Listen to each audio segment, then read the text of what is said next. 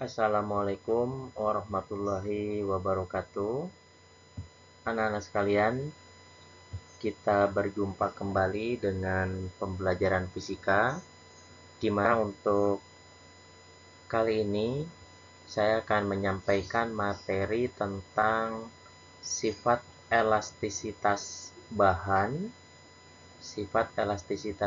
dan gerak harmonik sederhana. Ya, jadi ini untuk materi kita di kelas 10 semester 2. Adapun untuk kompetensi dasar dan tujuan pembelajaran dari materi kita adalah yang pertama, KD pengetahuan adalah untuk menganalisis hubungan antara gaya dan getaran dalam kehidupan sehari-hari. Kemudian kompetensi dasar keterampilannya adalah melakukan percobaan getaran harmonis pada ayunan sederhana dan atau getaran pegas. Berikut presentasinya. Itu kompetensi dasar untuk keterampilannya.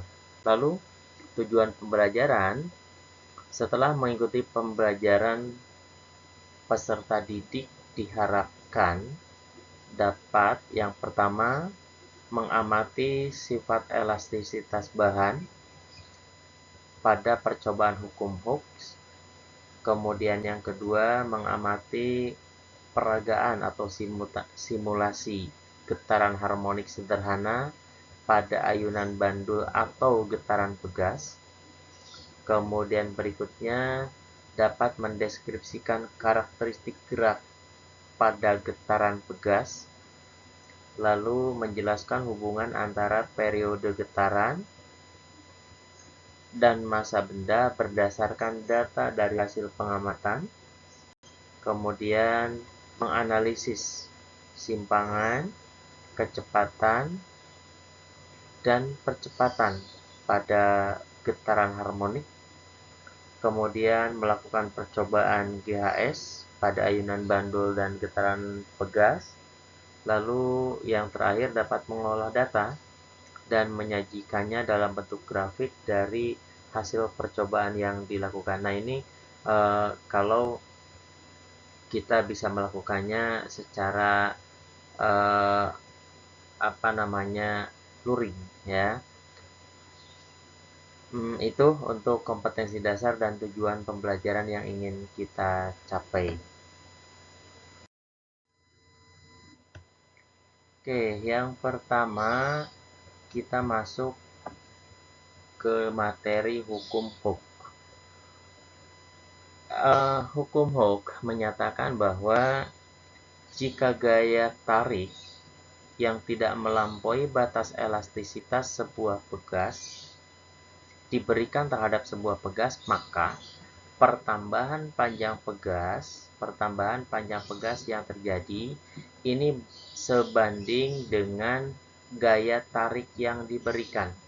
Jadi maksudnya begini, misalkan kita ini memiliki sebuah pegas, ya, sebuah pegas di mana pegas itu mula-mula panjangnya adalah X0. Kemudian pegas diberikan gaya, dalam hal ini gayanya adalah berupa beban, berarti gayanya berupa gaya berat. Maka nanti setiap kali kita melakukan penambahan beban, sehingga nanti ini pegas akan bertambah panjang sebesar delta X. Nah, kemudian kalau kita tambah lagi, apa yang terjadi? Pertambahan panjang pegasnya itu akan bertambah juga. Sehingga kalau kita nyatakan dalam bentuk grafik, ini semakin besar gaya yang diberikan terhadap pegas, maka pertambahan panjang pegas juga akan semakin meningkat. Sehingga perbandingan gaya terhadap pertambahan panjang suatu pegas asal tidak melampaui batas elastisitas ini akan memberikan grafik yang linier. Artinya pertambahan panjang pegas yang terjadi ini sebanding dengan gaya yang diberikan, sehingga oleh Hooke ini dirumuskan menjadi F sama dengan K dikali delta X, di mana F-nya adalah gaya tarik yang diberikan terhadap pegas, kemudian K-nya adalah konstanta gaya pegas atau dikenal dengan tetapan pegas, lalu delta X-nya adalah pertambahan panjang suatu pegas. Ya, ini terkait dengan hukum Hooke. Kemudian bagaimana untuk menentukan konstanta gaya pegas suatu benda elastis, karena yang bersifat elastis tidak pegas saja. Nah, untuk mendapatkan konstanta gaya pegas dari suatu benda elastis, ini diperoleh dari persamaan tegangan, ya, tegangan atau yang disebut dengan tau itu adalah gaya persatuan luas, atau boleh juga ini adalah modulus elastisitas dikali pertambahan panjang suatu benda dibagi dengan panjang awal L0. Nah, sehingga rumusnya ini bisa dibuatkan F per A sama dengan A kali delta L per L0. Kemudian F-nya adalah K kali delta X, ya, di mana delta X sama dengan delta L, sehingga karena delta X-nya itu sama dengan delta L, maka kita akan mendapatkan nilai konstanta elastisitas suatu bahan ini dirumuskan dengan K sama dengan A dikali E dibagi L, di mana K-nya adalah konstanta tetapan gaya pegas suatu bahan, A-nya adalah luas penampang, kemudian E-nya adalah modulus elastisitas, dan L-nya adalah panjang mula-mula. Nah, ini untuk menentukan konstanta gaya pegas suatu benda elastis. Kemudian berikutnya, kita tahu bahwa kalau sebuah pegas ditarik, maka pegas ini akan meregang. Pegas ini akan meregang sehingga memiliki tenaga. Ya, buktinya apa? Ketika kita menarik beban ke bawah, lalu kita lepaskan, maka nanti secara otomatis beban akan tertarik ke atas. Ini membuktikan apa? Membuktikan bahwa pegas ini memiliki sejumlah energi. Nah, energi yang tersimpan pada pegas ini dinamakan dengan energi potensial pegas. Diperoleh dari mana? Diperoleh dari grafik hukum Hooke, di mana kita tahu bahwa pertambahan panjang pegas ini sebanding dengan gaya yang diberikan pada pegas. Sehingga kalau kita buatkan suatu daerah di bawah grafik, ini membentuk suatu daerah yang berupa segitiga. Nah, luas daerah di bawah grafik ini sama dengan usaha untuk meregangkan pegas. Lalu, usaha ini tidak lain sama dengan energi potensial pegas. Maka, karena usahanya itu sama dengan luas daerah di bawah grafik, sehingga energi potensial juga sama dengan luas daerah di bawah grafik. Untuk menghitung luas daerah, di sini tinggal setengah alas kali tinggi, karena dia berupa segitiga, sehingga energi potensialnya menjadi setengah dikali F dikali delta X. Kemudian, karena F-nya itu adalah K dikali delta X, boleh dong, ini saya substitusikan ke situ, sehingga kita peroleh rumus yang kedua dari energi potensial pegas adalah setengah K kali delta X kuadrat. Nah, ini rumus ini kalau yang diketahui adalah konstanta gaya pegas. Ya, ini untuk rumus energi potensial pegas. Selanjutnya, dalam penggunaannya, pegas itu bisa disusun seri dan bisa disusun paralel. Ya, nih saya berikan gambar di sini. Ini misalkan ada sebuah pegas. Katakan konstantanya K1, ini K2. Kemudian ini K1, ini K2. Nah, ini gambar A, ini gambar B. Gambar A ini disebut dengan susunan seri. Sedangkan B di sini susunan paralel. Jadi, seperti yang pernah kalian dengar ketika di SMP, kalau hambatan itu bisa disusun seri dan paralel, maka pegas juga dalam penggunaannya bisa disusun seri dan paralel. Salah satu contoh adalah pegas yang digunakan pada shock breaker di mobil kalian, ya. Kita tahu bahwa ban mobilnya itu ada 4, depan 2, belakang 2.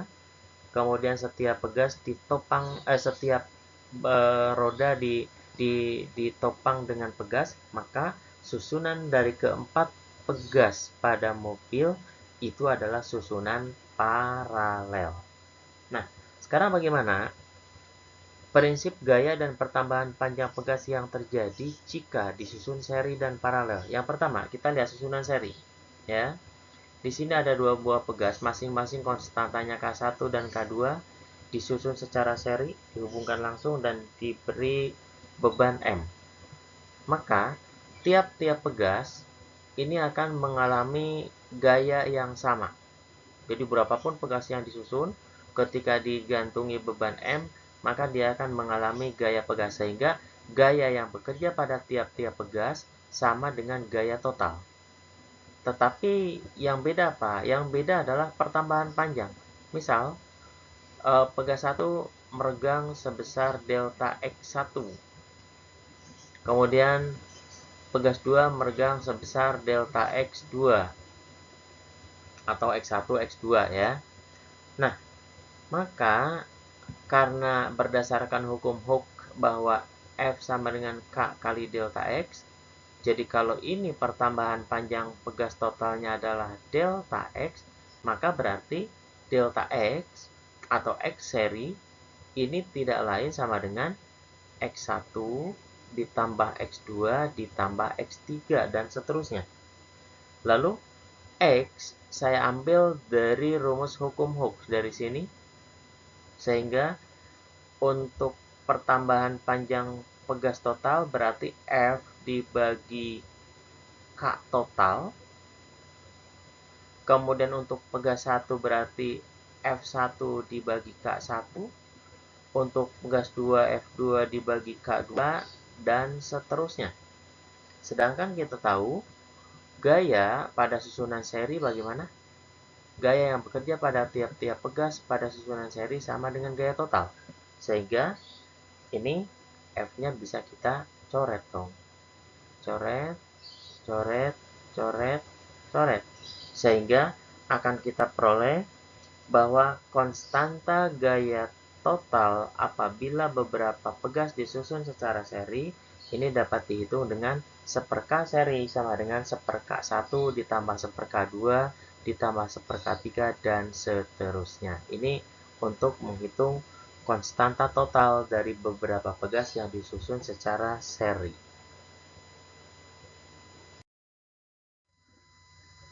Lalu bagaimana dengan susunan paralel?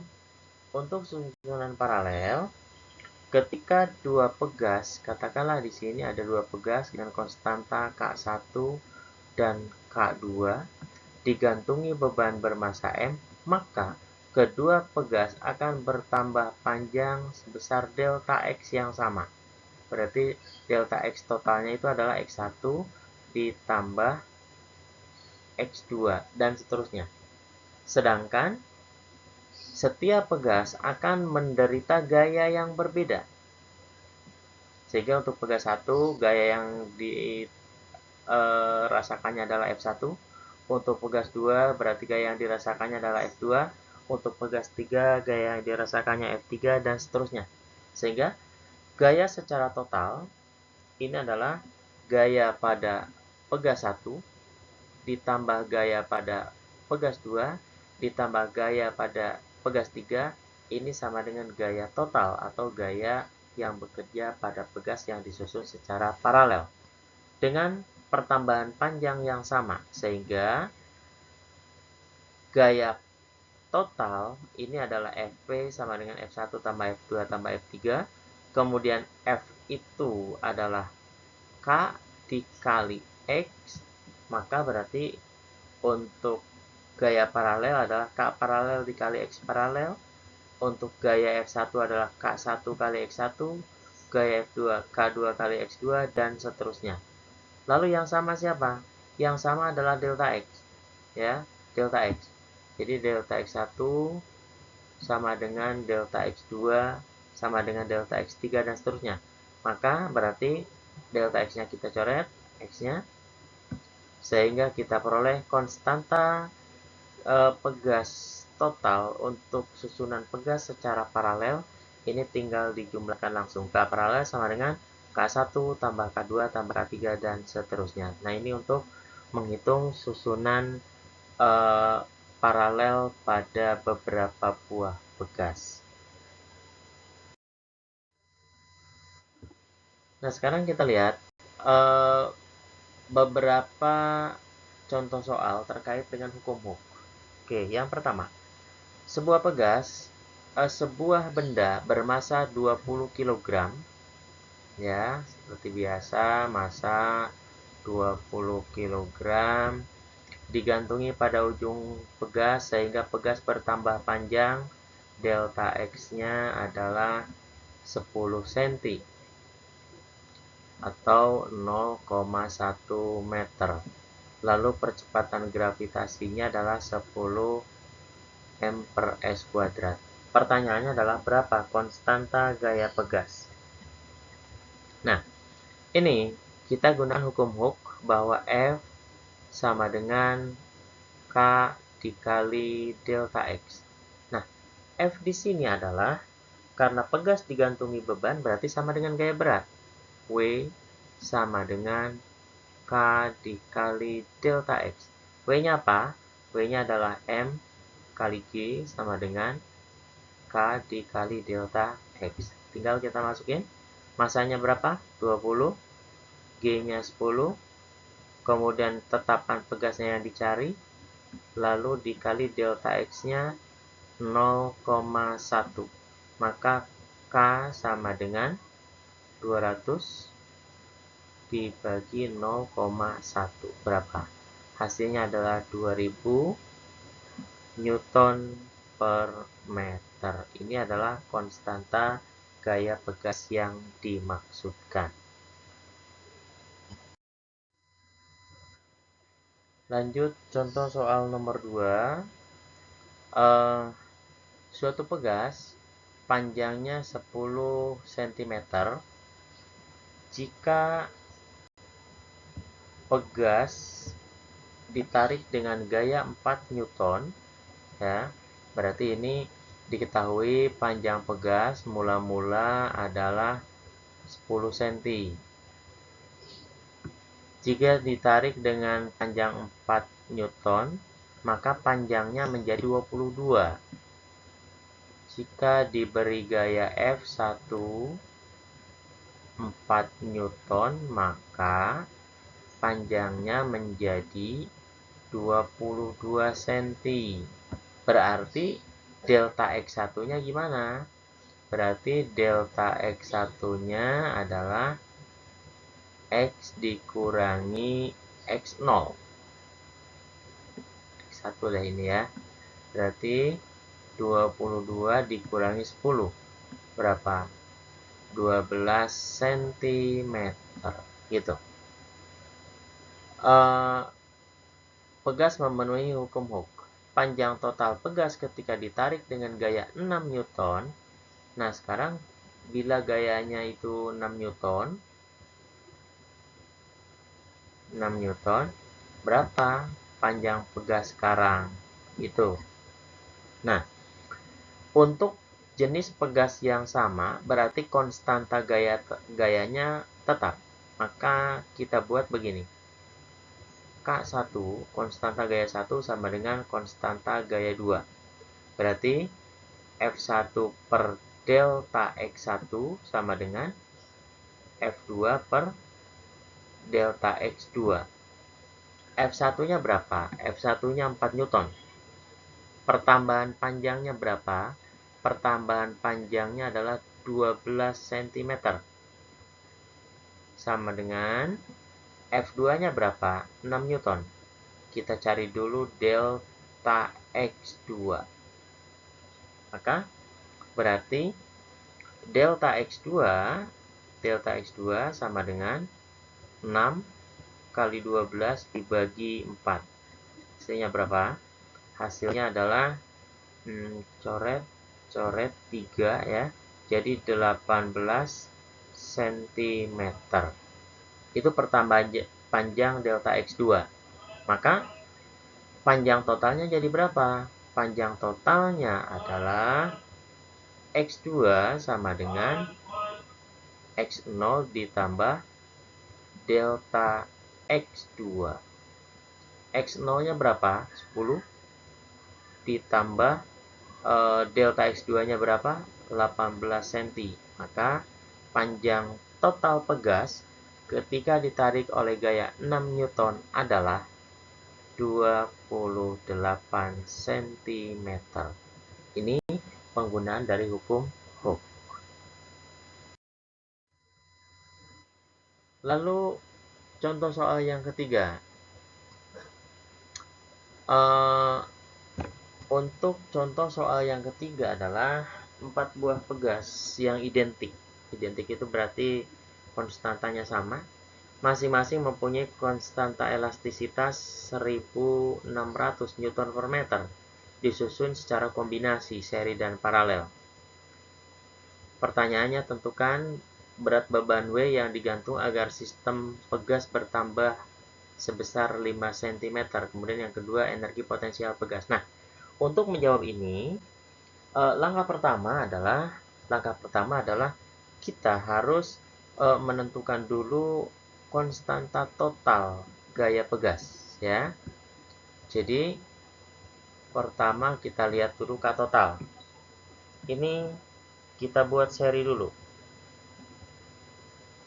Berarti 1 per K seri sama dengan 1 per K1-nya 1600 ditambah 1 per 1600 ditambah 1 per 1600. Jadi K serinya sama dengan 1600 per 3. Itu yang serinya. Kemudian setelah itu kita paralelkan dengan ini. Berarti yang kedua adalah 1 per K total. K totalnya sama dengan paralel. Berarti 1 per KS ditambah 1 per berapa ini? K4. Oke. Berarti 1 per 1600 per 3 ditambah 1 per 1600. Jadi 1 per K total sama dengan 3 per 1600 ditambah 1 per 1600. Jadi K totalnya dibalik langsung 1600 dibagi 4. Jadi berapa? Jadi 400 Newton per meter. Baru dapat K totalnya. Maka bisa kita hitung berat beban W yang A. Untuk menghitung yang A, tinggal F sama dengan K kali delta X, gitu kan? Nah, F-nya tentu adalah M dikali G sama dengan K total dikali delta X. M yang dicari, yang dicari langsung W ya, berarti W. W sama dengan K-nya berapa? 400. Yang K totalnya dikali delta X-nya 5 cm. Berarti 5 kali 10 pangkat min 2 meter. Coret coret, maka W-nya adalah 20 Newton. Jadi ini untuk yang A. Kemudian pertanyaan B, berapa energi potensial pegas? Untuk menghitung energi potensial pegas, kita cukup EP sama dengan setengah K total dikali delta X total dikuadratkan. Berarti setengah kali 400 dikali delta X-nya berapa? 5 kali 10 pangkat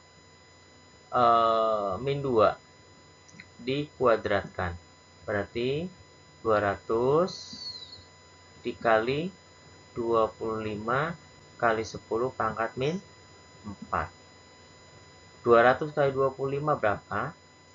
500.000. 5.000 ya. Dikali 10 pangkat min 4. Hasilnya jadi berapa? Hasilnya jadi 0,5 Joule. Ini adalah energi potensial pegas saat itu.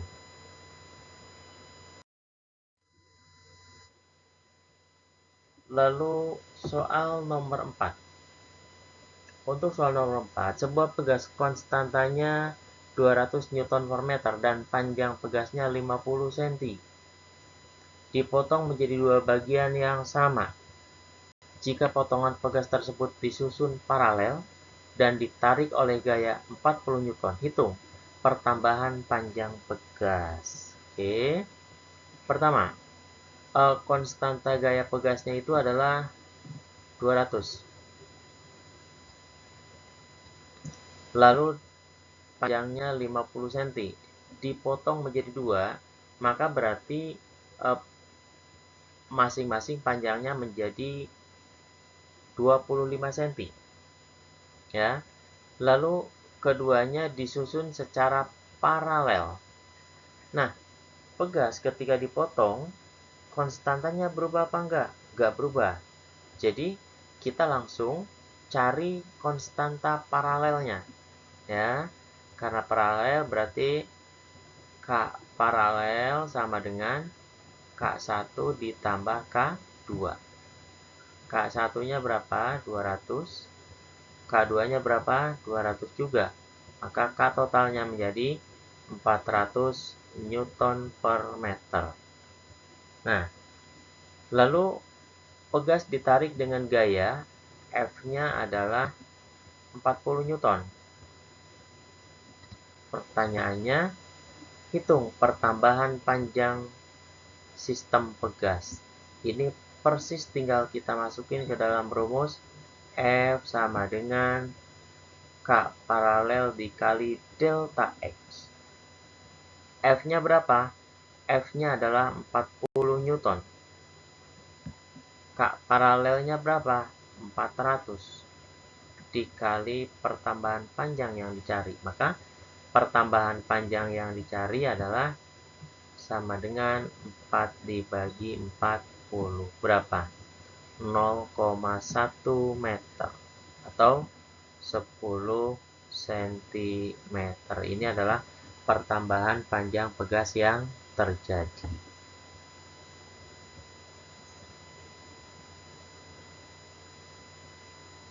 Nah, ini kalau versi jawaban yang lebih rapinya.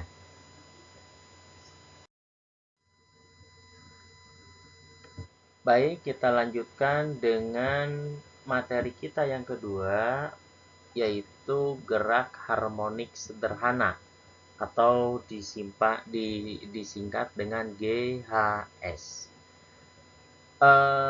GHS didefinisikan sebagai gerak bolak-balik yang terjadi secara periodik. Ya, coba kita perhatikan ilustrasi berikut. Ada sebuah pegas, ya. Kemudian pada pegas tersebut diletakkanlah sebuah balok bermassa M. Nah, berarti pada posisi ini simpangan pegas sama dengan 0. Jadi delta X-nya sama dengan 0. Lalu pegas sekarang ditarik ke kanan, ya, ditarik ke kanan sejauh A, sejauh A. Lalu pegas dilepaskan, maka ketika benda berada pada posisi A dari titik setimbangnya, maka benda memiliki gaya yang disebabkan oleh pegas yang arahnya selalu menuju ke titik setimbang atau titik asal. Nah, gaya ini disebut dengan gaya pemulih, yaitu gaya yang selalu bekerja dengan arah menuju ke titik setimbang atau titik asal benda. Sehingga ketika dilepaskan, benda akan kembali menuju ke titik pemulih, ke titik setimbang, tapi begitu sampai di titik setimbang, benda masih memiliki energi yang berasal dari energi potensial pegas. Maka nanti benda akan mendorong pegas sehingga merapat seperti ini, sejauh A juga. Jadi, meregangnya A, kemudian merapatnya juga A. Sehingga terjadilah yang dinamakan dengan getaran harmonik, yaitu gerak bolak-balik yang terjadi secara periodik, di mana jika tidak ada gaya luar yang mengganggu, maka gerak bolak-balik ini akan terjadi secara terus-menerus. Tapi persoalannya, kenapa kok getarannya itu suatu saat akan berhenti? Karena banyak faktor, banyak gaya luar yang mengganggu gerakan benda, diantaranya gaya gesek dengan lantai, kemudian gaya gesek dengan udara. Juga ini akan menyebabkan gerak bolak-baliknya akan berhenti. Nah, pada getaran harmonik sederhana ada beberapa besaran yang perlu kalian ketahui. Yang pertama, amplitudo. Ketika di SMP juga sudah tahu amplitudo adalah simpangan terjauh dalam suatu getaran. Kemudian yang kedua, frekuensi. Frekuensi itu adalah banyaknya getaran yang terjadi setiap waktu. Masih ingat di SMP? Kemudian yang ketiga, periode. Periode adalah waktu yang dibutuhkan untuk melakukan satu getaran penuh. Sehingga antara frekuensi dan periode dapat dicarikan hubungan, yaitu 1 per F sama dengan 1 per T, atau T sama dengan 1 per F. Ini hubungan antara frekuensi dengan periode dalam getaran harmonik sederhana. Kemudian bagaimana dengan menentukan periode dan frekuensi pada getaran pegas? Untuk menentukan frekuensi dan periode getaran pada pegas, ini diambil dari persamaan begini.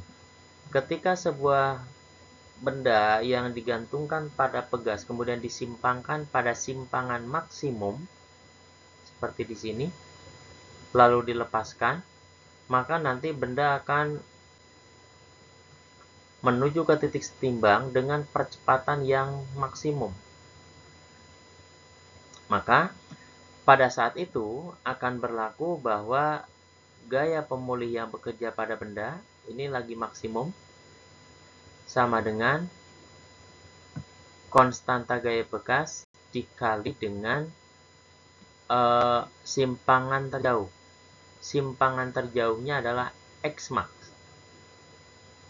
Nah, F max-nya berarti sama dengan massa dikali percepatan maksimum. Ini sama dengan konstanta gaya pegas dikali dengan simpangan maksimum itu sama dengan amplitudo. Ya, X max sama dengan amplitudo. Kemudian dalam konsep getaran, percepatan maksimum itu ini dirumuskan dengan omega kuadrat dikali dengan simpangan maksimum dikali dengan A.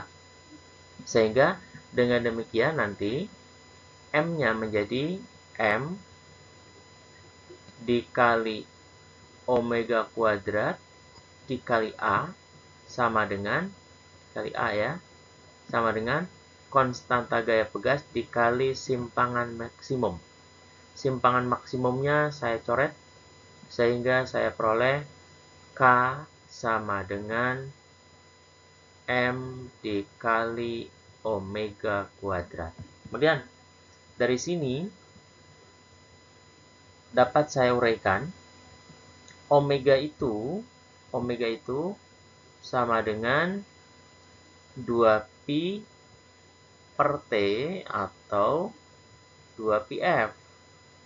Sehingga nanti konstanta gaya pegasnya dari M kali omega kuadrat ini menjadi M dikali 4pi kuadrat per T kuadrat. Atau dengan kata lain, K sama dengan M kali 4pi kuadrat per T kuadrat. Maka kalau kita ingin mencari T-nya, tinggal kita akarkan kiri kanan. Berarti 2pi per T sama dengan K per M. Maka nanti T sama dengan 2pi dikali akar M per K. Atau karena frekuensi itu adalah seper periode, maka frekuensinya menjadi 1/2pi akar K per M. Ya. Nah, ini adalah periode dan frekuensi pada getaran pegas, di mana K-nya adalah konstanta gaya pegas, M-nya adalah massa beban yang bergetar, bukan massa pegasnya ya, tapi massa beban yang bergetar. Kemudian T-nya periode, kemudian F-nya adalah frekuensi. Jadi, dengan kata lain, hanya massa beban yang bergetar dan konstanta gaya pegaslah yang menentukan faktor dari periode dan frekuensi getaran pegas.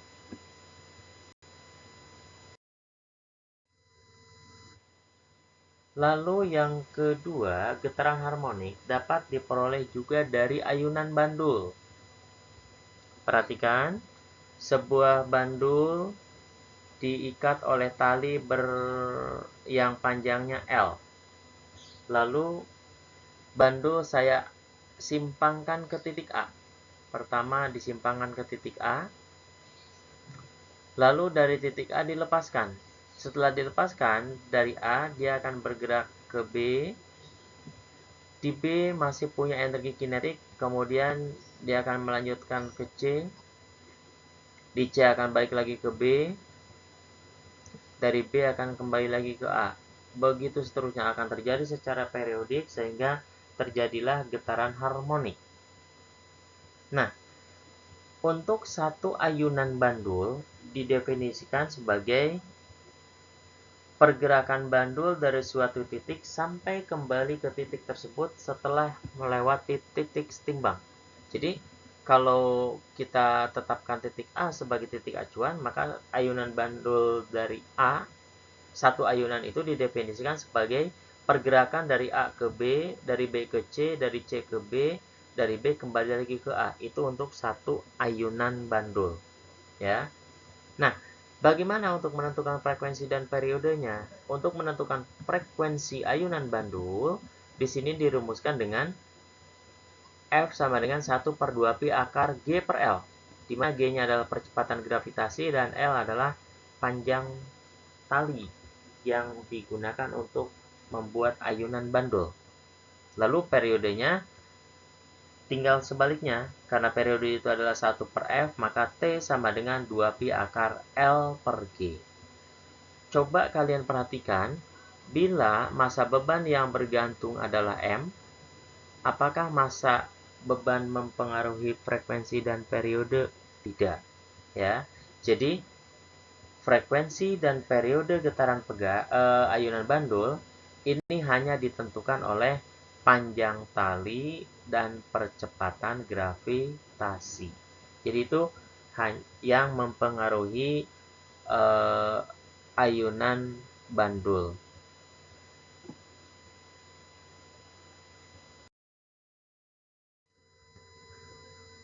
Baik, kita lihat sekarang contoh-contoh soal yang terkait dengan frekuensi dan periode getaran harmonik sederhana, baik itu pada pegas maupun pada ayunan bandul.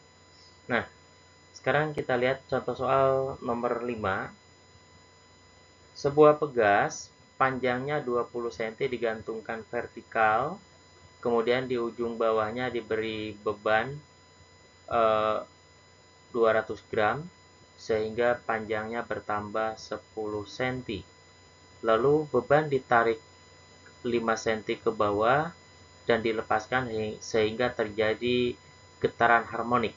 Nah, dari getaran harmonik itu tentukan frekuensi getaran pegas yang terjadi. Nah, kita lihat saja langsung solusinya seperti ini.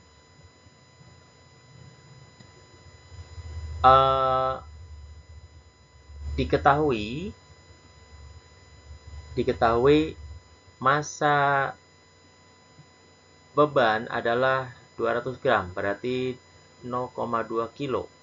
Lalu menyebabkan pertambahan panjang pegas 0,1 meter. Jika G-nya segini, pertanyaannya berapa frekuensi? Nah, untuk itu, kita cari dulu konstanta gaya pegas dari sini. Karena kita butuh. Ambil di sini, F sama dengan K kali delta X. Ya. Kemudian, F di sini sesungguhnya adalah gaya berat, W. Sehingga W-nya dapat diganti M kali G sama dengan K kali delta X. Maka K-nya adalah M kali G per delta X. Masanya 0,2. G-nya 10, jadi dikaliin jadi 2. Kemudian dibagi 0,1. Hasilnya adalah 20 Newton per meter. Nah, kalau konstanta gaya pegasnya sudah tahu, tinggal kita hitung frekuensi. Frekuensi rumusnya 1 per 2pi akar K per M. Akar K per M. Oke. Berarti tinggal 1 per 2pi akar K per M. K-nya kita masukin 20. M-nya adalah 0,2. Berarti 1 per 2pi kali akar 100. Akar 100 berapa? Akar 100 adalah 10. 10 dibagi 2 berarti 5 per pi. Ini bukan 5pi tapi 5 per pi hertz. Ya. Itu untuk contoh soal nomor 5. Untuk contoh soal nomor 6, sebuah bandul sederhana mempunyai panjang tali berapa di situ 50 cm digantungi beban 50 gram. Berarti diketahui dulu lah panjang talinya 50 cm sama dengan 0,5 meter. Kemudian dikasih beban 50 gram. Berarti 0,05 kilogram. Lalu ini memiliki hak maksimum ketika berayun. Berarti katakanlah H2 ini sama dengan 10 cm atau 0,1 meter. G-nya 10 ya.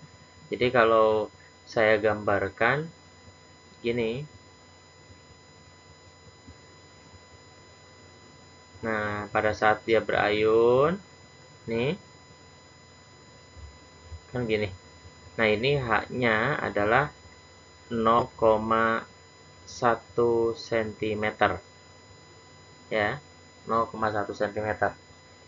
Pertanyaannya tentukan frekuensi dan periode. Kalau untuk pertanyaan A, ini sesungguhnya mudah sekali, tinggal cari periode. T sama dengan 2pi akar L per G. Yuk kita masukin 2pi. L-nya berapa? L-nya adalah 0,5. Dibagi G-nya berapa? G-nya adalah 0,05. Berarti berapa nih? 2pi akar 2pi akar 0,05 dibagi 0,5 dibagi 0,05 sama dengan 10. Berarti 2pi akar 10 sekon. Itu periodenya. Maka frekuensinya tinggal dibalik. F sama dengan 1 per T. Berarti 1 per 2pi akar 10. Ya. Atau sama dengan, kalau mau disederhanakan berarti 1 per 20 pi akar 10. Satuannya adalah Hertz. Begitu. Nah, untuk menjawab yang B, gimana caranya? Untuk menjawab yang B, kita gunakan hukum kekekalan energi mekanik. Katakan di bagian bawah ini adalah bagian 1, di atas bagian 2. Berarti tinggal MGH1 ditambah setengah M V1 kuadrat sama dengan MGH2 ditambah setengah M V2 kuadrat. Nah, H1 karena berada di titik acuan berarti 0, nggak ada. Kemudian V2 berarti di titik tertinggi kecepatannya 0, ini juga nggak ada. Tinggal setengah MV kuadrat sama dengan MGH2. M-nya kita coret, berarti nanti V1 kuadrat sama dengan 2G kali H2. Tinggal kita masukin. Berarti berapa? 2 kali 10 kali 0,1. Maka V1 kuadrat sama dengan 2. Jadi V1 sama dengan akar 2. Atau akar 2 itu berapa? 1,4 dalam satuan meter per sekon. Ini untuk kelajuan beban pada saat berada di titik terendah. Gunakan hukum kekekalan energi mekanik.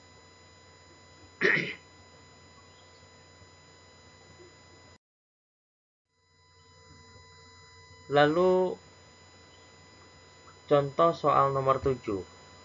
Contoh soal nomor 7. Sebuah beban 100 gram digantungkan pada sebuah ayunan sederhana. Berarti M-nya adalah 100 gram, berarti 0,1 kg.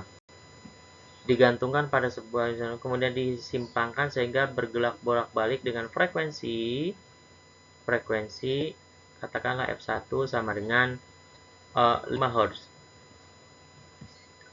Jika panjang tali ayunan tersebut dikurangi 3/4-nya, jadi jika L1-nya adalah L, maka L2-nya dikurangi 3/4, berarti 1/4 L.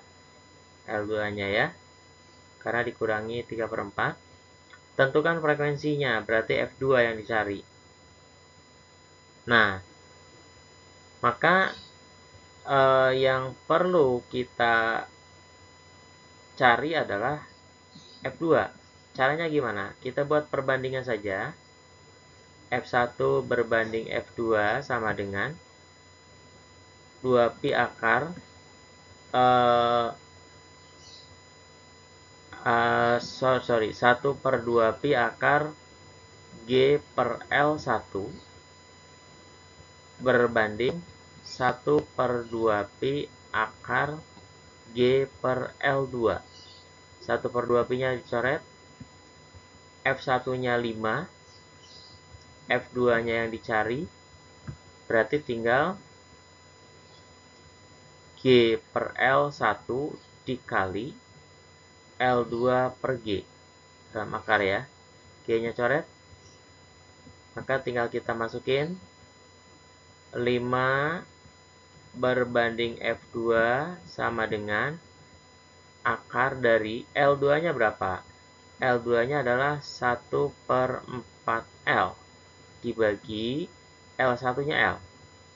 L-nya coret, maka berarti 5 per F2 sama dengan akar seperempat berapa? 1/2. Maka F2 jadi berapa? F2 jadi 10 Hz. Ya, jadi setelah panjangnya dikurangkan 3/4-nya, maka frekuensinya menjadi 10 Hz. Itu contoh-contoh soal yang terkait dengan frekuensi dan periode getaran pegas. Nah, ini untuk bagian pertama, pertemuan kita dari materi getaran harmonik sederhana. Setelah ini kalian silahkan mengerjakan tugas yang terdapat di e-learning. Kemudian jawaban tugas seperti biasa difoto, lalu di PDF-kan, dan diupload kembali di jawaban e-learning. Saya akan mengoreksi langsung di situ. Ya, saya beri waktu 2 jam dari sejak membuka ini sampai mengupload soal yang saya berikan. Itu saja untuk pertemuan kita hari ini. Terima kasih untuk perhatiannya. Mohon tugas dikerjakan dengan sesungguh-sungguhnya, karena sekecil apapun pekerjaan kalian, itu akan menjadikan kontribusi yang baik untuk penilaian kalian selama belajar di rumah. Terima kasih. Assalamualaikum warahmatullahi wabarakatuh.